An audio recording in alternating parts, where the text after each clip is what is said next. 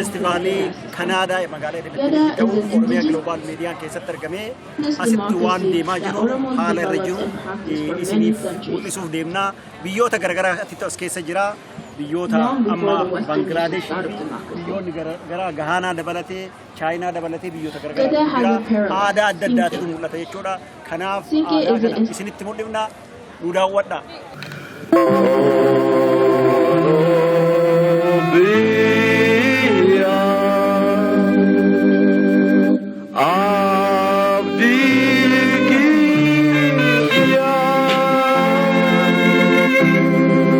Oromian halalistu.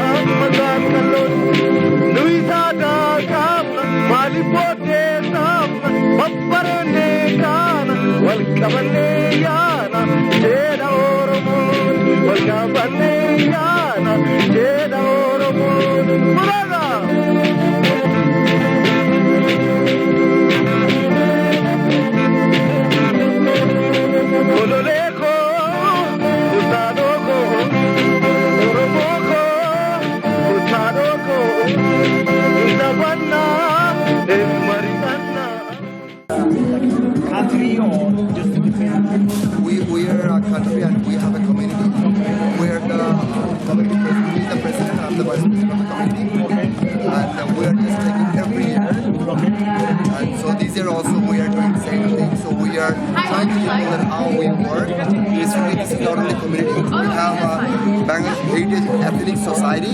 We have lots of people here. Approximately more than 6,000 people live in Edmonton.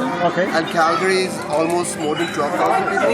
So we are just doing our best to show people that how we represent our country to Canada. Because lots of people who born here, we raise here our children, but they still carry our culture, our society. So we are showing people that how is our own culture.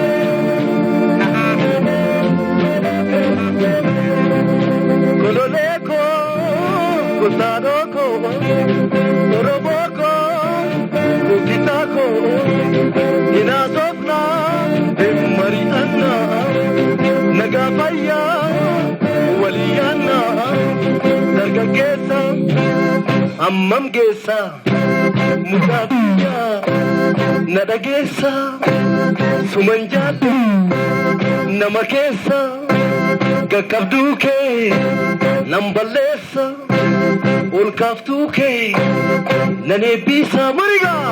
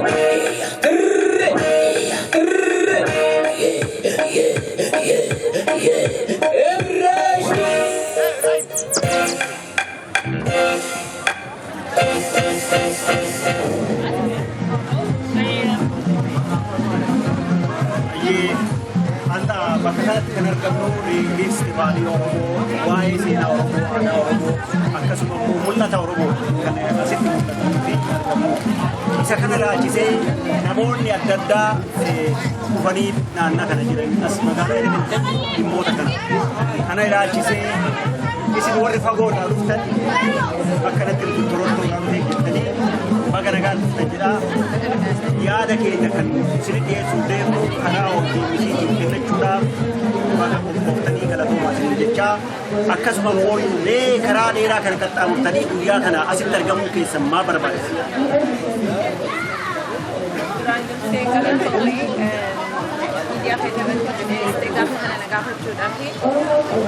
waan hedduu calaqqisuu aadaa keenya kan dhugaa 34 biyya kana jirra hin harkanne kana hojjechuu keessaniif yeroo warra Edmonton especially galatoomaan isaniin jira gammachuu isaniif dhufne wanni kun keessisaadha hawaasa keenyaaf as keessatti argamu yeroo kanatti hojii guddaa isinirraa akka beekna galatoomaa kana isin wajji kabajuuf as dhufne sanirraan dabree aadaa Oromoo kan kutaa 10 as keessatti argama har'a uffataan haa ta'u nyaata waan akka sagalee jannaan gaachanaan keenyas Oromoo warri jiruus jira waan akkasii jira buna biyya keenyaa kan addunyaan itti beekullee asitti beeksisaa jirtanii Oromummaa keenya akka gadcimsu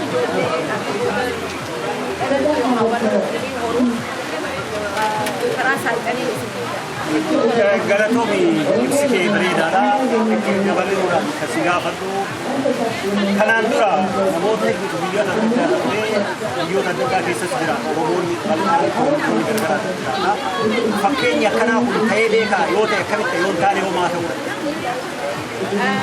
Fakkeenya kun yeroo duraatti ta'e gammachuu irraan deebi'aa malee waan daangaan qabu gammachuun isaa daangaan qabu.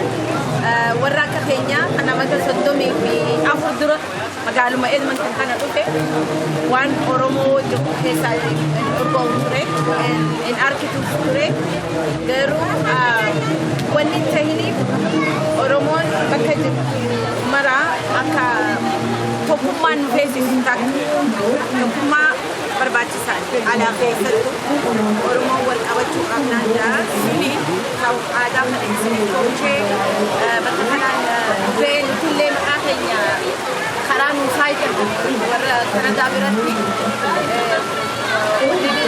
Oromoof dhaamu bakka jirtan maraa tokkummaan irreedha. Tokkummaan haalaan nu feesisaa itti jabaadhaa tokkummaan kuni kan fuuldura keenyaaf yeroo nuti dulloomnee biyya kana keessatti narsiinuun akka dhayne nu godhu hawaasa jajjabeessitanii bakka ofii qabu bakka gartee nutilleen booda haaratti baafadhu nu feesisaa. Kanaafuu fakkeenya nuti warri Edmonton Albertaadha Ontario warri jirru akkanumaanuu biyya adda addaa keessa jirra Kanadaan taatee Kanadaan guddoodha akka wal qabatan akka karaa isaan nuusaa kanatti faayidootanii wal qabannee mul'annuun barbaada. Asirratti namoonni Oromoonni baqatanii biyya irraa gara biyya alaa kan deeman kun kasitti argamu immoo bakka irraa dhufee asitti bakka jechuudha. Karaan bakaa kun waan gaarii ta'eetiif as biyya kanatti guddinatee aadaa isaa kabajuu, amantii isaa kabajuu, maal isaa kabajuu kun waan gaarii ta'eetiif maal garaagarummaan yoo achitti ta'e maal ta'a?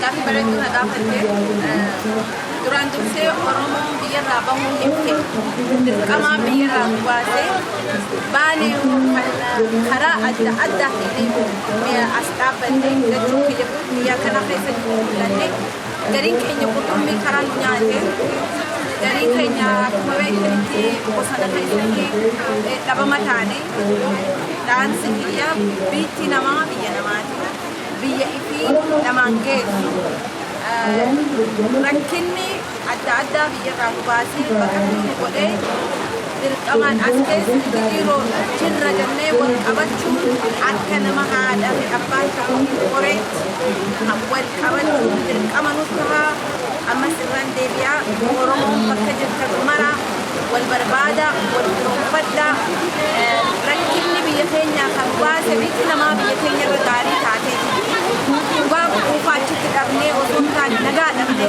taane kanaaf bareedaadhee afaanitti isuus qabnee xumurannee na fakkaata yaada kee wanni kun qophaa'ee gammachuutu jira gammachuutu ta'ee jedhaa jirra ka xumuraati moo ka jalqaba mee akkam gaaffiin ta'e gaaffii bareedaadha dhugaa waan keessa jiru na gaafatte amma dhalannee jechuun hin danda'a Kanadaa keessatti amma dhalannee jedhamu waan akka kanaa biyyatti gaa baazaara jaaniini yeroo amatarraa yeroo takka gammachiisu aadaan biyya meeqaa kan Kanadaa baanan kana baqaqtuudhaa jaare biyya baqaqtuuti yeroo duraati Oromoon ni jirti jaamee nuti barreessuun waan guddaa jaalatamaa fedhii Oromoodhaan garuu dhaansilee Oromoo qabu biyya keenya keessatti illee hiree akkanaa hin arganne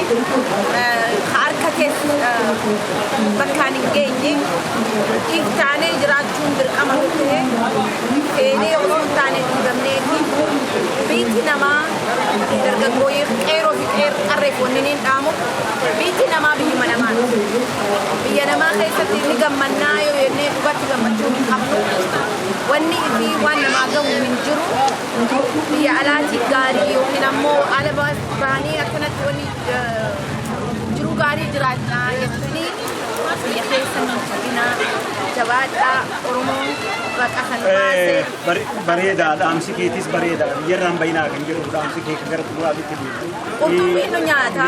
Mee isa kanatti dabalee har'a Oromoodha bakka kanatti argamu Oromoon akka ilman akka Itoophiyaa ammoo Oromoon Itoophiyaadhaan isa sanis dabalatee kophaa kabajuu aadaa kophaa kabajuu hagam gammachiisaa ta'e mul'atee gammachuudhaas. Duraan duraa eenyummaan kee mul'achuun beeksisaa addunyaa irratti. Gaafii gamtuu waan ta'eef gaafii asiin dura maqaan keenya itti awwaalamee Oromummaa jechuun ammoo Oromummaan dhoorkatee hime. Garuu akka waan Oromoon biyya sana keessatti hin jiraanne haala kanatti wanni isaan cimaa nurra godhan akka aadaan keenya afaan keenya hin calaqqifamne maqaan keenya akka hin beekamne hedduu kan hin gammadu amma kan hin daangaan qabu siniin jiru ijoolleen qubee jenereeshin horaa bulaan isaanii jiraadhaa Oromummaan saba keenya lafa keenya lafee teenya kanaafuu jireenya keenya calaqqisuun afaan taphaatiin as hin geenye ilmaaf itti gabbarree akkasuma wajjinuu haaluma kanatti illee mirga silaakee harkachuu dhabni walitti gurmaa'u beeksisaa gurmuu taphatanii har'a Oromoon kophaa selebireet godhachuun wanni nu feesiseef saba guddaadha. Saba biyya keenya keessatti illee afaan keenya ittiin dubbatamuun ayyamu ture waan san ta'eef Oromummaadhaan feesisa Oromoodha lafa Oromiyaa jechuurratti waan dhalanneef akkuma nama biraatti mirga gahaa akka harkannuu fi Oromummaa kan irratti baay'ee galatoomi gara dhumaatti deemnaa Oromiyaa Global Media Corporation gara dhumaatti waan kana dhaabata waan kana dhaabata jedhanii akkasuma immoo dura dargaatti maqaa yeroo gaafatu sanni dandee galatoomii ani haalaayyaa beekamaa magaalaa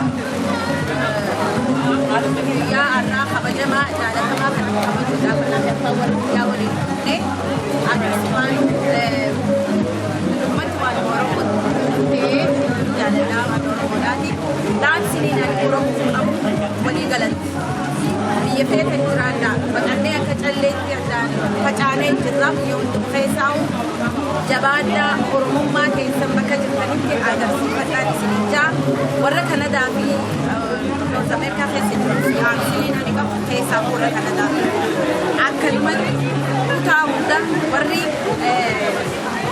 albartaadhaa keessaa magaalaa Edmonton jiru hojii isaan hojjetan kan firii irra lafa dhaaban kan midhaan isaa gurgurachuu qabnaan ja'a jechuun biyya magaaluma jirtu keessa maratti isaan kanneen gaasilaa'uu aadaa ilmootti hirkata abbaatu ilmootti hirkata qubee jenereeshin warra nuti irraan kan dhalleetu asiin gahe karaa isaan isaa kan itti hojjedhaa aaninaan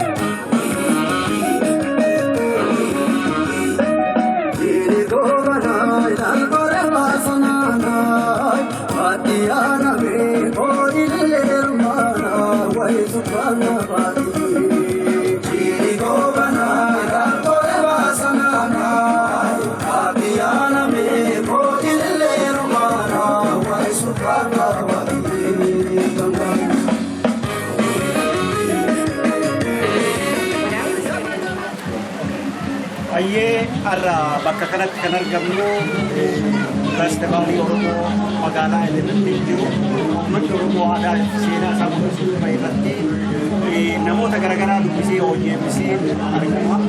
Namoota kana keessaa mataa koomunitii Elementiin kan ta'e koomunitii Oromoo Elementiin kan ta'e Odaa Baras Jibalii Odaa Baa dubbifnee waan nuun jedhan nuti dhaggeeffannaa.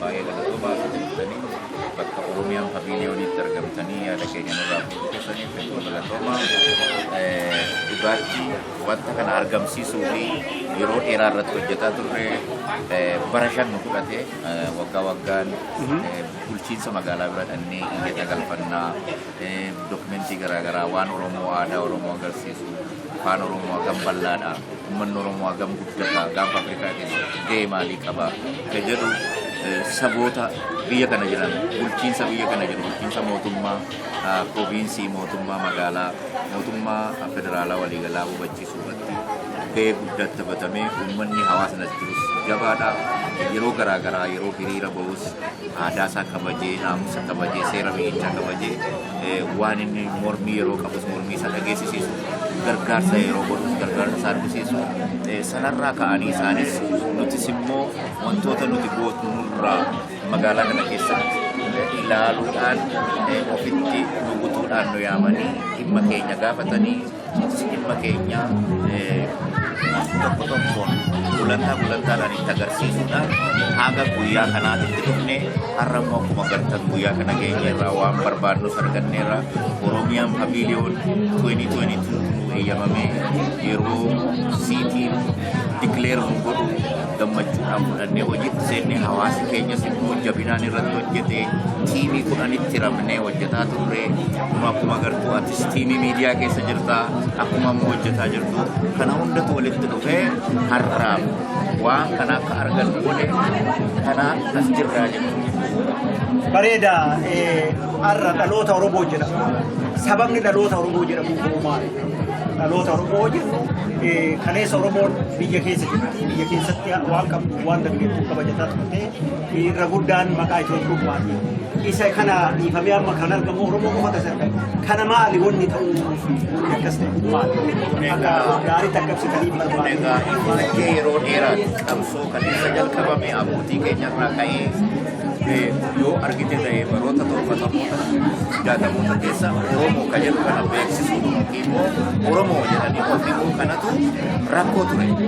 Gaafa sana biyya keessatti dadhabanii abbootiin keenya sochii akka sochii naannoo Baaleetti ka'ee jeneraal Waaqoo Guutuu jedhamu sochii Harargeetti ta'e kan jaarraa Bagadaa Elemoo sochii Oromoota Maccaa gara dhiyaatiin sochii giddu galeessa warra maccaaf tuulamaan eegalame kun hundumaatu wal qabateetu Oromoon kun akka inni addunyaa irratti beekame biyyattii sana keessatti beekame afaan isaa dubbatee aadaa isaa kabajatee akka jiraatu taasise jechuudha. Har'a biyya federaalaa jedhamte Itoophiyaan akka isheen beekamu qaboli.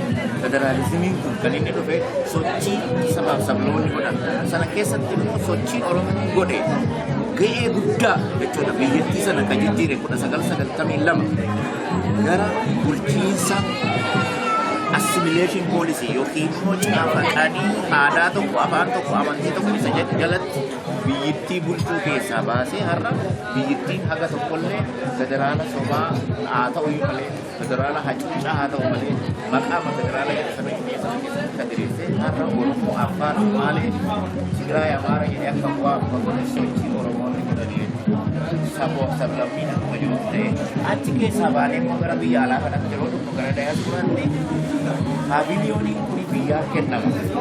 Biyya akka Ugaandaa, Lucinaan Afgaanistaan jira, Itaanii Baangilaadesh, Keeniyaa, Turkii, Azerbaijaan, akkasuma jechaa deema jechuudha. Nooma, Eritiriyaa, Chaayinaa. Waliigala biyyoota 58. Waliigala biyyoota 85 irratti hirmaata.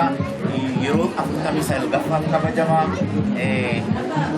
Oromiyaan paviliyoonii kana argamsiisu uummanni as jiru magaalaa Itoophiyaan kan jiru bulchiinsi qoree waldaa hawaasaa kanaa gahee guddaa taphatee sochii garaa garaa ture waggaa shaniif waan kana jala jira har'aadhaa biyya yoo taatan malee hin jiru jedhanii dhugaa turan immoo biyya Itoophiyaa jalatti aadaa keenya bal'aa waan ta'eef sabni keenyas guddaa lakkoofsisaa miliyoonii 65 ol ga'a biyya Itoophiyaa qofa keessatti ta'ee Oromoo kan inni jiraatu darbee biyya Keeniyaa keessa kaawwanti gurguddaa sadii keessa jiraatu waan akka Tana River, Aisollo, Marsabit biyyoota kana keessa Keeniyaa keessa iyyuu Somaaliyaa dabalatee Sudaan dabalatee Jibuutii dabalatee baay'inaan jiraata afaan isaas bal'inaan dubbatama gaafa Afrikaa keessatti kan jedhu kanneen kana keessatti namoota seenaa Oromoo qoratan barreeffama isaanii kitaaba isaanii joornalii isaan waa'ee Oromoo laaffisee katabaa turan bifa amantiitiin gara gaafa Afrikaa warra dhufee sochii Oromoo waa'ee aadaa Oromoo waa'ee afaan Oromoo waa'ee saba Oromoo katabaa turan kana isaan kana akka jalqabbiitti godhanii bulchiinsa magaalaa kana beeksisuudhaan warra paviliyoonii kanatti daarikteera ta'anii gaggeessan illee waajjira keenyatti waamuudhaan Oromoon maali? Oromoon eessa jiraata? Saba akkamiiti? Aadaa akkamiiti qaba? Afaan akkamii dubbata? Biyya kana keessa baay'inni isaa akkam eessa qubatee jira Kanaadaa keessa? Biyya isteeta Ameerikaa keessa biyyoota kam magaalota kam qubatee jira? Baay'inni isaa akkam? Kan jedhu erga beeksisnee qabatamaan barreeffamaan dokumentii jiru itti geessinee akka kanaatti uummata kana barsiisnee akka isaan waan kana fudhatanii sabni gurguddaa ta'uu baranii paviliyoonii kana wayyaman akkas taasisnee har'a itti milkoofnee kun akkuma argitu bareednee jirra. Baga bareednee gaafii addaatiin jedhee Oromoon irraa asitti argamee kabajatee jira. Oromoon gara bal'aadha jedhamee beekamaa. Oromoon nagaa jedhamee beekamaa. Isa kanaaf sabaaf sablammoonni as keessatti hin argaman. Bara biraatiif hoo sabaaf sablammoota kana hammachuudhaaf maaltu barbaachisa? Akkamiin barbaachisa? Akkamiin gahuu danda'ama? Moo hin barbaachisu jetteetiin akkasii? Gaaffii bareedaadha Abdallaa. Itti yaadaa turre bara kana akkuma argitee reefu argan wayyamanii baatii sadiidha. Baatii sadarkan keessatti kan fakkaatu godhamee hawaasni kun waan jabaa ta'eef garuu waggaan sadarkaa guddaa qaba. Waggaan hawaasa Oromoo kaaba Albertaa kan magaalaa inni keessa jiru kun waggaan kunti paviliyoonni waggaan kunti sabaaf sablammoota biyya sana keessa jiraatan kan Oromoo waliin rakkina tokko immoo biyya sana keessatti garaagaraa waliin argaa turanii isaanis mirga isaaniitiin falman paviliyoonii Itoophiyaa sana jalatti aadaa isaanii, afaan isaanii, duudhaa isaanii agarsiisuu warra hin dandeenye warra ofii akka rakkoo nuti keessa turre keessa warri jiran har'allee jiru jechuudha. Kanaaf dhufanii illee nu gaafatanii isaan kana waggaa nuuf qindeessinee saboota akka Affaar, akka Somaaliyaa, akka saboota Tigree, Guraagee, Sidaama, warra akka Qimaa, Agoo isaan kunuunni kabbaana walaayittaa isaan kunuunni dhufaniitu asitti paviliyoon Oromiyaa keessatti kabajuu deemu jechuudha. Kana waggaan keessumaa hawaasni keenya jabaan hawaasni keenya sagantaa guddaa qaba. Asumaan dhaamsa jedhama. Dhaamsa asiin dabarsu sabaaf sablammoonni faayira Itoophiyaa keessa rakkoon akka Oromoo mudatee fi mudate warri aadaa keessa qabaan keessaa bilisummaadhaan bakka tartiibatti dhabdan har'a Oromiyaan paviliyooniin banamee jira, argamee jira, dhalatee jira. Kanaaf koottaa isinis aadaa keessan Oromoon ofitti nama hammata malee kabiraafidee guddifatee of keessatti akka inni waliin jiraatu waliin guddaa malee Oromoon aadaa namaa balleessee aadaa isaadhaan bakkee buusuu aadaa akkasii qabu sirna gadaadhaan bulaa sirna barsiisaa qaba akkasii jiraataa jechuudha. Kana fakkaata Abdalla. Bareeda gara maatiitti deemna. Oromoonni biyya adda addaa biyya adda addaa keessa qubatanii biyya adda addaa keessa qubatan rakkoo adda addaatiin achi jiraatanii amma haalli har'a dhalate kun haalli har'a ta'e kun waan gaarii uumeera jennee yaadna. Isaan warra hafan warra biyyoota adda addaa keessa qubatanii keessa jiraatan maal jechuu ni dandeessa? Dhaamsa akkamii kenni taata? Biyya jiran keessa saboonni kaanis aadaa isaanii kabajuu aadaa isaanii bakka jiranitti guddifachuu afaan isaanii guddifachuu wal ijaaruu wal qindeessuu akka sabaatti biyya jiranitti of beeksisu kana dhaabnaaf namni of ijaare saba of ijaareetu rakkina keessaa ba'a saba of ijaareetu afaan isaa guddisa saba of ijaareetu dhaloota guddisa saba of ijaareetu waan hojjete dhaloota dhaalchisa kanaaf biyya jiranitti of ijaaruu wal barsiisuu barnoota afaan Oromooti kennamaa jiran karaa global media Oromo global media barnoota kana ijoollee isaanii barsiifachuu karaa onlaayinii biyya jiranitti qunnamanii maaliif namni afaan isaa hin beekne aadaa isaa hin beekne boor hin bada hin himate har'a waan jirruuf waan genereeshiniin kun jiruuf boor yoo genereeshiniin kun ijoollee isaa afaan hin barsiifanne aadaa hin barsiifanne genereeshiniin kun gargar cita kanaaf kana dhaabnaaf biyya jirtanitti afaan keessan baradhaa ijoollee keessan afaan barsiisaa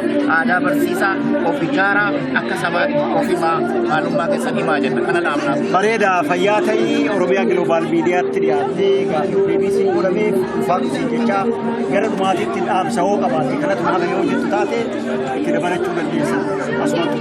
Galatoomii Abdallaa isinirri warri Oromiyaa Global Miidiyaa warri waan kana godhaa jirtan waan garaagaraa miidiyaa maleerree dhimma Oromoo irratti hojjetaa jirtan kan boordii kana hoogganus warri miidiyaa kana keessatti akka joornaalistii hojjetan galatoomaa jenna bakka jirtanitti dhimma Oromoo kana akkasuma jala bu'aa beeksisaa uummatatti isinii jenna uummata keenya biyya jirtanitti of ijaaraa jabaadhaa aadaa keessan afaan keessan guddisaa jenna wal qabadhaa jennaa saba biraatis hammadhaa deemaa jennaa kan badhaafnaaf.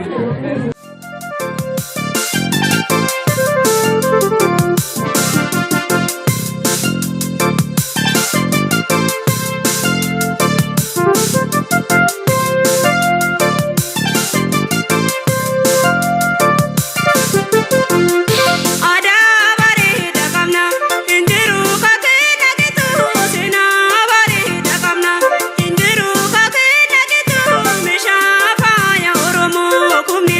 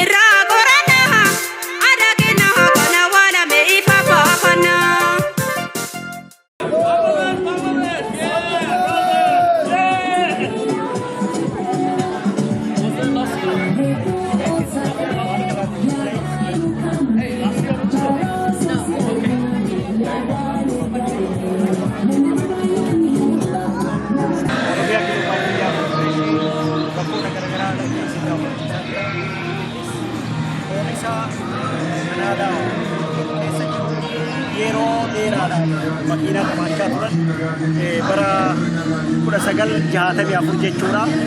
Makiinaa sanaa gammaallee jiranii deemiidhaaf kan kaan ammallee itti fayyadamanii isa kanniin mul'isan jechuudha. Mul'ata biyyattii kanaa keessaa mul'isu isa kanaati. Kana daawwadhaa jechuun barbaadeeti. Kunis ammoo ammaan kanatti fayyadamuu bara kanaa makiinaa haarawaa ta'e Oromiyaa Global Meediyaan isin daawwachiisaa jira. Sirna poolisii akka namni uummanni poolisii hin sodaanne akka uummanni rakkoo poolisii irraa wajjin hin qabaanne walitti hidhata qabaatee biyyattii nagaa eegsisuu danda'u wanni kun uummanni daawwannaa ilaalaa jechuudha. Keessaa duuba isaa biraa fayyadamuu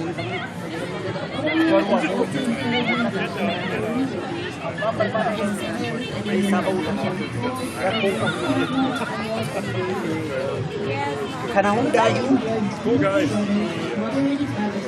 mootummaan baasee uummatatti kan mul'isu rakkoo poolisa wajjin qabe qabeenya uummataati jechuudha. Qabeenya uummataa yeroo hundaayyuu banaa uummataaf ta'a guyyaa pabliikuu guyyaa uummanni wal ga'u banaa ta'a jechuudha. Kanaaf bananii rakkoo takka illee akka hin jirre duubaaf dura isaa uummata tajaajilan jechuudha. Kanas ini mul'isuu deemna. Kanas ammallee akkasumas hordofaa jirra. Nagummaa nama poolisaatiif jecha kanuma jechuun barbaada. Asiis amma dabalatee akka ambulaansiititti biyyoonni biraallee akka irraa baratanii Kanaadaan biyya gaarii biyya uummata isin tajaajilu waan ta'eef kanaaf jechuudha.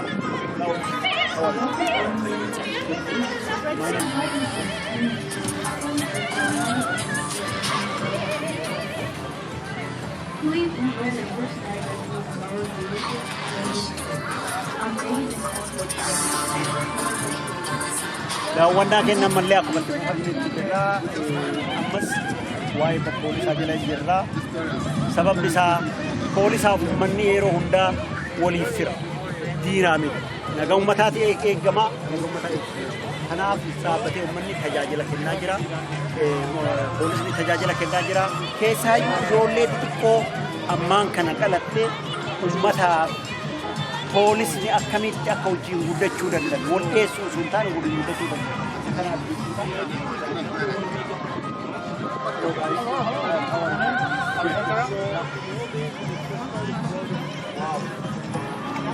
inni kunis tajaajila poolisaati. Suuraa argattan makiinaan kun uummataati malee kan nama biraati miti jechuudha. Namni tokkollee qabu hin jiru. Tajaajila kennaa qabu seeraan kennaa tajaajila yeroo kennutti banaa uummataatiif wanti kun kanaaf kanatti dhaabanii irraa barachuu danda'a namni waan irraa baratan waan ta'eef keessatti baasti maalii irra ta'e kanaadhaan elementiin keessatti waan ta'e kana guddisaa jira nu hordofaa jenna.